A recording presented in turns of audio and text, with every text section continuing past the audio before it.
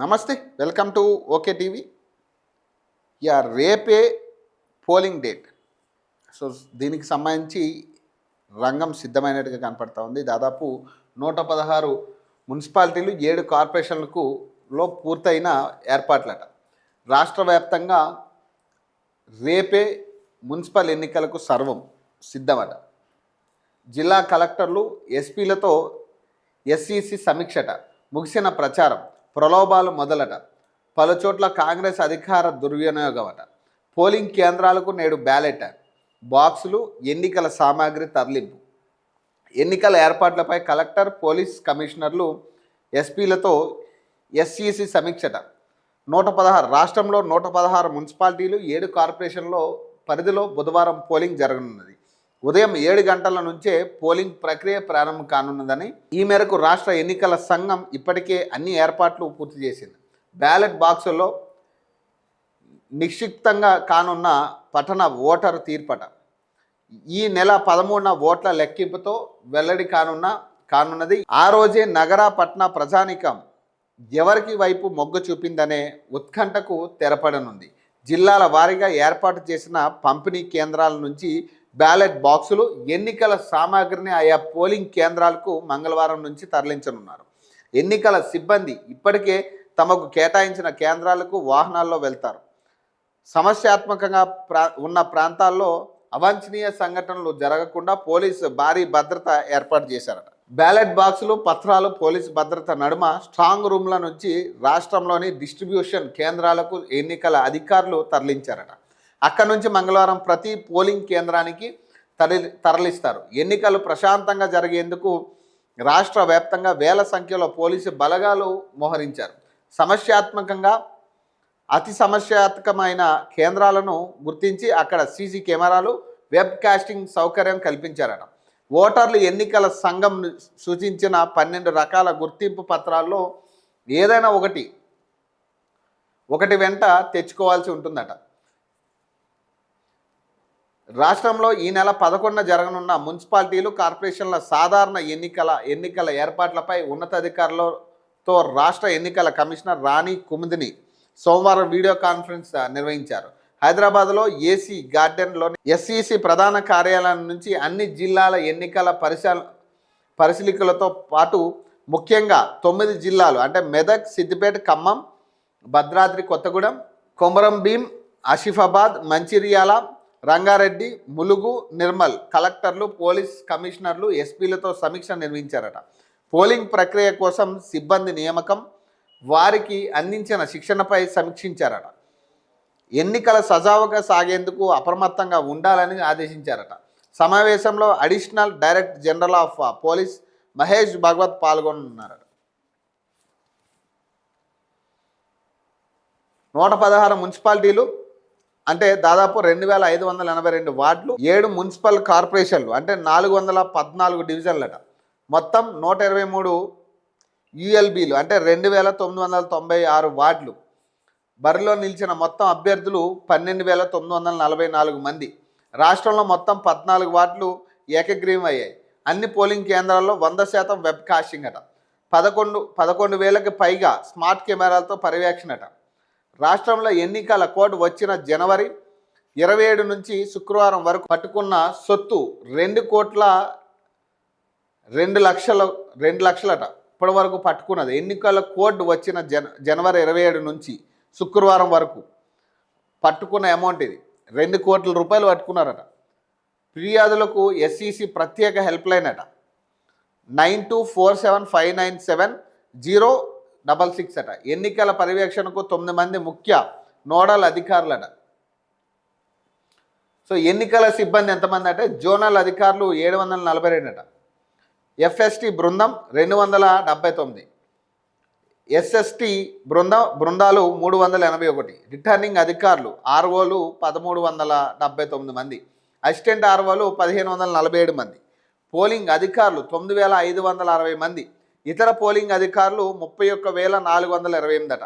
మొత్తం పోలింగ్ కేంద్రాలు 8,203, బ్యాలెట్ బాక్సులు 16,031 అట. స్ట్రాంగ్ రూమ్లు 137, కౌంటింగ్ కేంద్రాలు 136 ఉన్నాయి. మొత్తం ఓటర్లు 52.43 లక్షలట. పురుషులు 25.62 లక్షలట. మహిళలు 26.80 లక్షలు. ఇతరులు 640 మంది అట. 123 యుఎల్బీల్లోని 2996 వార్డులు రిజర్వేషన్లు ఎలా ఉన్నాయట. బీసీలకి బీసీ జనరల్ 463 మందికి ఇచ్చారు. బీసీ మహిళ 391, ఎస్సీ జనరల్ అట 254, ఎస్సీ మహిళ 190, ఎస్టీ జనరల్ అట 147, ఎస్టీ మహిళ 40, ఆన్ రిజర్వ్డ్ జనరల్ అట 647, ఆన్ రిజర్వ్డ్ మహిళ 864 మంది. సో ఇక్కడ బేసిక్గా బీసీలకు కూడా చాలా మంచి నెంబరే దొరికింది అనుకోవచ్చు. ఎందుకంటే వాళ్ళు ఇంతకాలం వాళ్ళు అడిగిన క్వశ్చన్స్కి, ఇంతకాలం వాళ్ళు అడిగిన డిమాండ్స్కి చాలా మంచి నెంబర్ ఇచ్చింది. కానీ ఇది రాజ్యాంగబద్ధంగా చేసుంటే ఇంకా బాగుండే. ఇది కేవలం భయంతో చేసినట్టుగా ఉన్నాయి మూడు పార్టీలు కూడా కేవలం భయంతోనే ఈ బీసీలకి పెద్దపేట వేసే ప్రయత్నం చేస్తున్నారు ఈ లోకల్ బాడీ ఎన్నికలకి. ఇదే మీరు జనరల్స్ ఎలక్షన్స్కి కూడా ఇదే తరహాలో వెళ్తే గనక బీసీలు సక్సెస్ అయినట్టే. ఈ స్థానిక సంస్థలు లేదా ఇప్పుడు ఈ మున్సిపల్ ఎన్నికలు వీటితో మంచి నెంబర్ వస్తూ ఉంది, మనకి మంచి పర్సంటేజ్ ఇస్తూ ఉన్నారు రాజకీయంలో ప్రధానంగా. కానీ ఇదంతా కేవలం భయంతోనే చేస్తూ ఉన్నారు. దీన్ని రాజ్యాంగబద్ధంగా కనుక అమలు చేసి ఉంటుంటే ఇంకా బాగుండేది. కాబట్టి ఎంతో కొంత మనం చేసిన పోరాటాలకి ఒక ప్రతిఫలం అనుకోవచ్చు. దీన్ని పార్టీల వారిగా బరిలో నిలిచిన అభ్యర్థులట. కాంగ్రెస్ నుంచి 2940 మంది, బీఆర్ఎస్ నుంచి 2878 మంది, బీజేపీ నుంచి 2634 మంది, జేఎస్పీ నుంచి 332 మంది, ఎస్ఏఎఫ్బి 288 మంది, ఎంఐఎం నుంచి 282 మంది, బీఎస్పీ నుంచి 213, సిపిఐ నుంచి 168, సిపిఎం నుంచి 128, ఆప్ నుంచి 38 మంది, ఐయుఎంసి నుంచి 9 మంది, ఇతర గుర్తింపు పొందిన పార్టీలు 240, స్వతంత్రులు 2786, మొత్తం 12944 మంది. సో మొత్తం పోటీలో ఉన్నది. మేబీ కాంగ్రెస్ పార్టీ ఎక్కువ స్థానాల్లో పోటీ చేస్తూ ఉంది, 2948. సో అధికార పార్టీ కాబట్టి సో ఎక్కువ స్థానాల్లో పోటీ చేస్తూ ఉంది. సో దాదాపు కాంగ్రెస్కి బీఆర్ఎస్కి దాదాపు ఒక 100 గ్యాప్ ఉంది అభ్యర్థుల విషయంలో. సో బీజేపీ కూడా మేబీ 200, దాదాపు 300 తక్కువ మందే, 300 అంటే బేసిక్గా బీఆర్ఎస్ కాంగ్రెస్తో పోల్చుకుంటే దాదాపు 300 మంది అభ్యర్థులు తక్కువే పోటీ చేస్తూ ఉన్నారు. 2600 మంది మాత్రమే బీజేపీ ఇప్పటి వరకు అభ్యర్థులు నిలబెట్టిన పరిస్థితి. సో రేపు ఏదైనా ఫైనల్ డెసిజన్ కాబోతా ఉంది. సో ఇప్పటి వరకు ప్రచారాలు చూసాం, ఎవరి ఇష్టారాజ్యం, ఇక నోటికి అదుపు లేకుండా బీజేపీలకు ఇచ్చే హామీలు ఏమిద్దాం అనే దాని మీద కంటే ప్రత్యర్థిని ఎట్లా తిట్టాలి, వాడిని ఎట్లా సైడ్ చేయాలి, వాడిని ఎట్లా సైడ్ ట్రాక్ చేయాలి, ఏ బూతులు ఉన్నాయి తెలుగులో, ఇంకే బూతులు తిడితే బాగుంటుంది, ఏ సినిమాలో ఏ బూతులు రాసుకున్నారు. సో ఇవన్నీ కూడా కాన్సెప్ట్ ప్రిపేర్ అయ్యి వచ్చిర్రు. మొత్తం ప్రచారం మొత్తం కూడా ఇదే రచ్చ, రోత మాటలు ముఖ్యమంత్రి దగ్గర నుంచి స్టార్ట్ అయింది. ఇదంతా ముఖ్యమంత్రి దగ్గర నుంచి ఎమ్మెల్యేలు, మినిస్టర్లు ఇదంతా కూడా ఇదే ట్రెండ్ ఫాలో అయ్యారు ఇప్పుడు దాకా. ఆ రోత మాటలకు కూడా ప్రజలు కూడా విసిగిపోయి ఉన్నారు. సో ఎవరికి ఓటేద్దామన్నా కూడా వీళ్ళ మాటలు చూసి ఓటేయకపోవడమే బెటర్ అని కాడికి వచ్చారు ప్రజలు కూడా. ఆఖరికి ఎవరికి ఓటేసి ఏం ఉపయోగం రా, ఎవడొచ్చి ఏం చేసేది ఏముంది ఇక్కడ అనే కాడికి ఉంది. బీఆర్ఎస్కి ఓటేద్దామంటేనేమో ఈ కాంగ్రెస్ వాళ్ళు ఏమంటున్నారు, నువ్వు బీఆర్ఎస్కి ఓటేస్తే పథకాలు ఎట్లా ఎవడిస్తాడు. ఇప్పుడు బీఆర్ఎస్ మున్సిపాలిటీ, ఇప్పుడు జిహెచ్ఎంసీ నుంచి బీఆర్ఎస్ అభ్యర్థిని గెలిపించినావు అనుకో, మరి ఆడికి ఫండ్స్ ఎవడు ఇవ్వాలి, అధికార పార్టీ కదా. నువ్వు మళ్ళీ బీఆర్ఎస్కి ఓటేస్తే నువ్వు వేసిన ఓటు ఎక్కడ ఎట్టిపోతుంది, గంగపాలు అయితే నువ్వు వాడికి ఓటేయకంటారు. ఇప్పుడు బీజేపీకి వేద్దామంటే లేదు కేంద్ర ప్రభుత్వం నిధులు ఇవ్వకుండానే కేంద్ర ప్రభుత్వం నుంచి మేము తెచ్చే నిధులు ఇక కాంగ్రెస్ వాళ్ళు బీఆర్ఎస్ వాళ్ళు మింగేసిర్రు. సో కాబట్టి మీకు డైరెక్ట్గా కేంద్రం నుంచే నిధులు తెస్తాం, ఇక మాకు ఓటేస్తే మేమే మీకు నిధులు ఇంకా అభివృద్ధి చేస్తాం, దీన్ని స్మార్ట్ సిటీ చేస్తాం. ఇక ప్రజల దగ్గర లాక్కపోతే బెటర్, ఇక ప్రజల దగ్గర లాక్కోకుండా ఉంటే బెటర్. ఇక మీరు కొత్తగా ఇచ్చే పథకాలు ఇక ఎంత బాగా అమలు అవుతాయో అర్థమవుతుంది అందరికీ. మన వివేక్ వెంకటస్వామి గారు ఇచ్చిన క్లారిటీకి ఇక ప్రజలకు అందరికీ అర్థమైంది అసలు పథకాలు ఎంత బాగా అమలవుతున్నాయో. సో ఆయన మళ్ళీ ఈరోజు పాపం 4,000 పింఛన్ గురించి వచ్చిందట ఆయన దగ్గర డిస్కషన్. ఇయో పాపం ఈయనకి ఏమైంది అర్థం కావట్లే. పాపం ఈ నాయకుడు పాపం చాలా సీనియర్ నాయకుడు, చాలా అనుభవజ్ఞుడు, రాజకీయ అనుభవం చాలా బాగుంది. కానీ మరి ఈ మధ్య ఈయనకేమైందో అర్థమవుతలే. పాపం ఏం చెప్తాడు? 2,500 ఎటుపోయినాయి అంటే ఆయన ఇచ్చిన క్లారిఫికేషన్కి ఆ మహిళకి దిమ్మ తిరిగింది. ఇక చాలా క్లారిటీ వచ్చింది ప్రజలకి. మళ్ళీ మున్సిపల్ ఎన్నికల ప్రచారంలో భాగంగా మంత్రి వివేక్ వెంకటస్వామికి మరో చేదు అనుభవం ఎదురైందట. సొంత నియోజకవర్గం చెన్నూరులోని క్యాతన్పల్లి మున్సిపాలిటీ 5వ వార్డులో కాంగ్రెస్ అభ్యర్థి తరపున సోమవారం మంత్రి వివేక్ ప్రచారానికి వెళ్లారట. మంత్రి ప్రసంగిస్తూ కొత్త రేషన్ కార్డులు ఇచ్చామంటూ చెప్తుండగా అక్కడికి వచ్చిన ఓ వృద్ధురాలు కాంగ్రెస్ గెలిస్తే 4,000 పింఛన్ ఇస్తామన్నారు, పింఛన్ ఎక్కడికి పోయింది, ఇంకెప్పుడు ఇస్తారంటూ ప్రశ్నించింది. ఆమె మాటలకు మంత్రి చిరాకు పడుతూ అరే అమ్మ నన్ను డిస్టర్బ్ చేస్తున్నారమ్మా అంటూ మైక్లోనే తీవ్ర ఆశావాహం వ్యక్తం చేశారట, అసహనం వ్యక్తం చేశారు. ఈ వీడియోలు సోషల్ మీడియాలో వైరల్గా మారాయట. ఆమెకు సమాధానం చెప్పలేక మంత్రి చిరాకు పడ్డం, ఇటీవల మంత్రి ఎక్కడికి వెళ్ళినా స్థానికుల నుంచి నిలదీతలు ఎదురవుతుండడం చర్చనీయాంశంగా మారిందట. మరి అడుగుతారు, మరి బరాబర్ అడుగుతారు. ఎవ్వరు మిమ్మల్ని అడగలే పైసలు ఇమ్మని. ఇప్పుడు 4,000 పింఛన్ చేయమని ఏ మహిళ, ఏ వృద్ధురాలు మీ దగ్గరకు వచ్చి అడగలే. మహిళలకు 2,500 ఇమ్మని ఏ మహిళ మీ దగ్గరకు వచ్చి అడగలే. నిరుద్యోగులకు నిరుద్యోగ వృత్తి ఇవ్వాల్సిందే ఖచ్చితంగానే ఎవరు అడగలే. రైతులకు బోనస్ ఇస్తామని ఎవరు అడగలే. ఇమ్మని కూడా ఎవరు అడగలే. గిట్టుబాటు ధరలు చేయండి అని అడగాలి. గిట్టుబాటు చేయండి, మాకు రుణమాఫీ కల్పించండి అనేది మాత్రమే రైతుల ఎజెండా. మరి మీరు కొత్త హామీలు ఇచ్చారు, రైతు భరోసా, రైతు బంధు అని రకరకాల పేర్లు పెట్టి మీరే కొత్త హామీలు ఇచ్చారు. మరి ఎవరు అడిగారు? మిమ్మల్ని అడగలే. మీరే 6 గ్యారెంటీలు అన్నారు, దాదాపు 417 హామీలు ఇచ్చారు మీరు. మరి ఎవరిని అడిగిచ్చారు?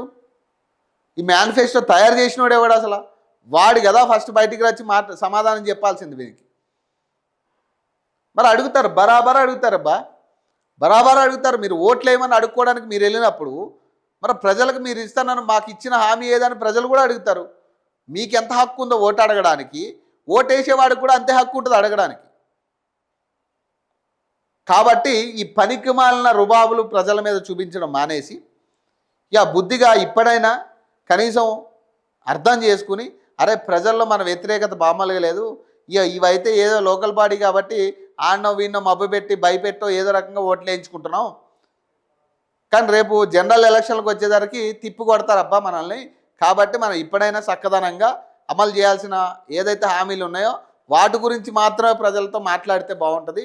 దానికి ఒక సమాధానం ప్రిపేర్ చేసుకోవాలి కంపల్సరీ. కానీ అందరు మినిస్టర్లు, ఎమ్మెల్యేలు కూడా వాటికి ఒక సమాధానం అందరూ కూడా పట్టుకుని అదే సమాధానం అందరూ చెప్తే బెటర్. ఇక ఒక్కొక్కరు ఒక సమాధానం చెప్తే ఏమవుతుంది? నిన్న ఒక కాంగ్రెస్ ముఖ్య నేతను కలవడానికి పోయినాం, నేను ఒక ఇంటర్వ్యూ పర్పస్ మీద. ఇక ఆయన ఏమంటుండో, అయ్యో వివేక్ వెంకటస్వామి అట్లా మాట్లాడిండా, 2,500 గురించి అట్లా అన్నాడా? అలాగే నాకు తెలీదు. మరి ఆయన ఏ ఉద్దేశంతో అట్లా అన్నాడో నాకు తెలియదు అంటుండే ఆయన.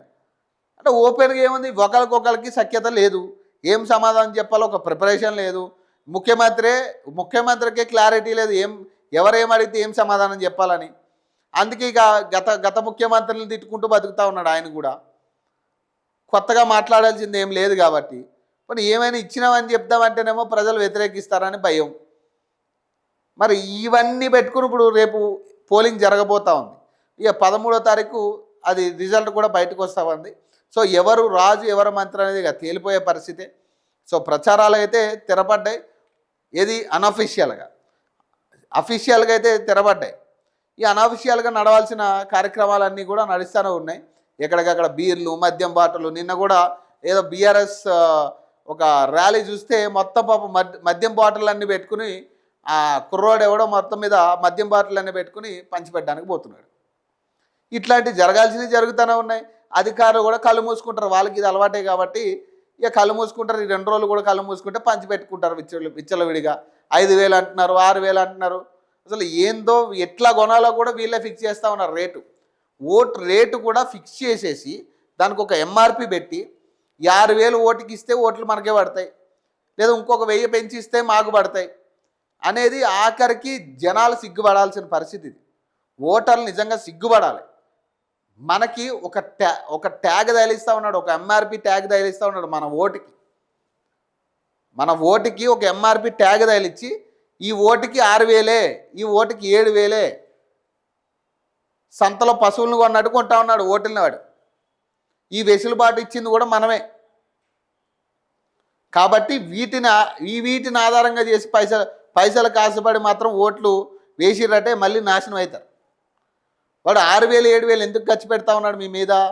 రేపు మళ్ళీ 6,000కి ఒక్కొక్క మనిషి దగ్గర 20,000 సర్దుకోవాలి వాడు, లేకపోతే వాడికి ఎట్లా వస్తుంది? ఒక 5 కోట్లు వాడు ఖర్చు పెడితే మళ్ళీ ఒక 20 కోట్లు సంపాదించుకోవాలన్న ఆలోచనే ఉంటుంది తప్పితే ప్రజలకు ఏదో పీకాలని వాడు ఎవ్వడు రాడు ఇప్పుడు బయటికి. సో ఇందులో గెలిస్తే ఎంత సంపాదించుకోవచ్చు, ఎంత దోచుకోవచ్చు అనే క్లారిటీ ఉంది కాబట్టి వాళ్ళు అన్ని వేలు మీకు ఇచ్చి ఓట్లు కొనుక్కుంటా ఉన్నారు. మనం కూడా ఆలోచించి ఓటేయండి ఎవరికైనా కానీ, ఏ అభ్యర్థి అయినా కానీ. మీకు పని చేస్తాడు వాడు, నిక్కచ్చిగా పని చేస్తాడు, పైసలు ఇవ్వకపోయినా పర్లేడు, నిక్కచ్చిగా పని చేస్తాడు అన్నట్టు ఓటేయండి. ఏ పార్టీకి వేయమని కూడా నేను చెప్పట్లేదు. నిక్కచ్చిగా ఎవడు పని చేస్తాడో వాడు ₹1 ఇవ్వకపోయినా, వాడు ఇండిపెండెంట్ అభ్యర్థి అయినా, వాడు ఉద్యోగం చేసుకునేటాడైనా కానీ వాడికి ఓటేసి గెలిపించుకుని మీ పనులు మీరు చేసుకోండి. పైసలు ఇవ్వడం రాజ్యాంగ హక్కు. ఎవడు ఏ పార్టీ గెలిచినా కానీ పైసలు ఇవ్వాల్సిందే ప్రభుత్వం. కాబట్టి ఇవన్నీ దృష్టిలో పెట్టుకుని ఓటేయండి. సో ఇది పరిస్థితి. ఖచ్చితంగా రేపు పోలింగ్ అయిపోయిన తర్వాత ఇక 13వ తారీఖు ఎట్లా అయినా తేట తెల్లం అవుతుంది. సో నాకు తెలిసినంత వరకు ఏం జరుగుతుందో చూడాలి. చాలా ఉత్కంఠ కనపడతా ఉంది ఈ ఎలక్షన్స్. చూడాలి ఎట్లా ఉంటుందో. సో మరిన్ని అప్డేట్స్ కోసం చూస్తూనే ఉండండి. ఓకే.